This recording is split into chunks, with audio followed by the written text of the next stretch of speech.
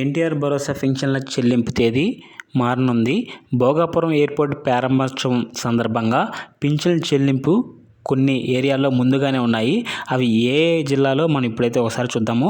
గౌరవ ప్రధానమంత్రి భోగాపురం ఎయిర్పోర్ట్ ప్రారంభోత్సవం సందర్భంగా మనకి 1వ తేదీ అయితే రానున్నారు.